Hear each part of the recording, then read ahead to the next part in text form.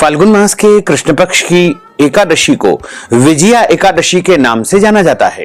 इस बार विजया एकादशी तिथि का प्रारंभ 12 फरवरी 2026 गुरुवार के दिन दोपहर 12:33 से हो जाएगा, जो कि 13 फरवरी 2026 शुक्रवार के दिन दोपहर 2:26 पर एकादशी तिथि समाप्त हो जाएगी। अतः सभी भक्तजनों को, माताओं बहनों को, वैष्णव जनों को और अन्य सभी संप्रदायों को मानने वालों को केवल और केवल एकादशी का व्रत 13 फरवरी 2026 शुक्रवार के दिन ही रखना चाहिए, क्योंकि 13 फरवरी शुक्रवार के दिन ही सूर्योदय व्यापिनी एकादशी है।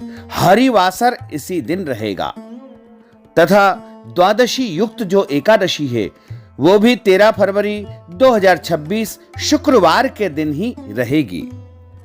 और इस एकादशी व्रत का पारणा का अर्थ होता है व्रत खोलने का दिन या व्रत खोलने का समय, जो कि 14 फरवरी 2026 की सुबह 7:23 से लेकर के 9:23 तक व्रत का पारणा कर लेना चाहिए।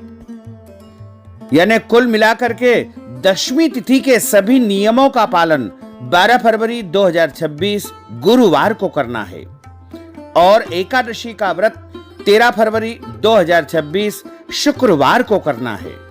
और व्रत का पारणा यानी व्रत खोलने का जो दिन है वो 14 फरवरी 2026 शनिवार की सुबह 7:23 से 9:23 तक एकादशी व्रत का पारणा कर लेना चाहिए।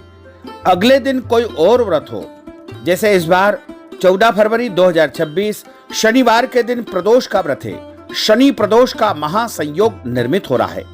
तो यदि आप प्रदोष का व्रत करते हैं तो आपको एकादशी व्रत का पारणा यानी व्रत खोलने का जो कार्य है वो फल, जल या फलाहारी वस्तु से करना चाहिए। वहीं महाशिवरात्रि का जो महापर्व है वो 15 फरवरी 2026 रविवार के दिन रहेगा। तो कुल मिलाकर के इस बार 3 पर्व का महासंयोग एक साथ निर्मित हो रहा है।